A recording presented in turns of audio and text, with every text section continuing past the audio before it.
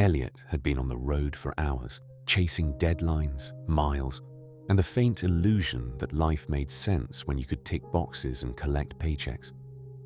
The sun had vanished behind ragged clouds, leaving the world a grey smear.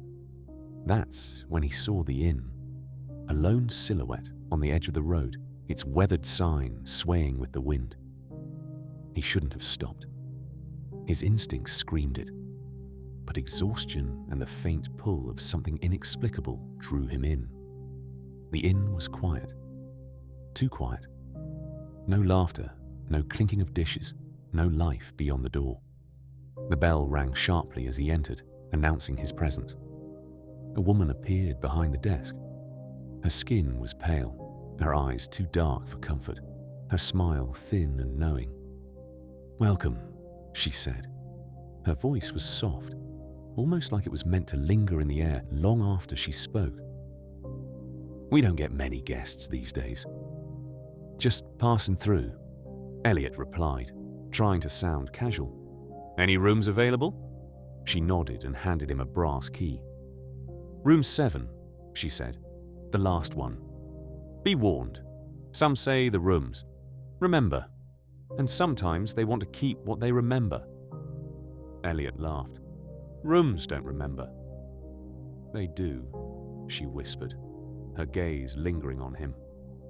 "And not everyone leaves willingly." The room was small, suffocatingly so.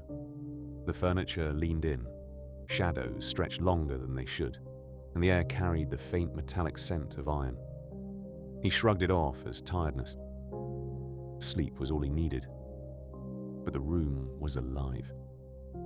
At first it was subtle, whispers that seemed just beyond comprehension. "Eliot." The voice was faint, almost like the wind. He told himself it was imagination. Then the whispers grew more distinct, calling out his fears, his mistakes, the regrets he buried deep. He sat upright, heart hammering. "Who's there?" No answer, only the shadows twisting in impossible ways. The air thickened, pressing against his chest. Eliot tried to leave. The door wouldn't move.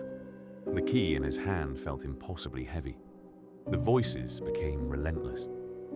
"You took too much. You ignored what mattered. You can't leave." They knew him intimately. Every selfish choice, every hurt he caused, every shortcut he took. Eliot realized with horror that the room didn't just remember him. It was feeding on him. His guilt, his carelessness, his disregard for others. It was all fuel for the inn. Hours passed, or maybe minutes. Time had no meaning here. Panic clawed at him, but even as he screamed, the room pressed on, relentless and patient.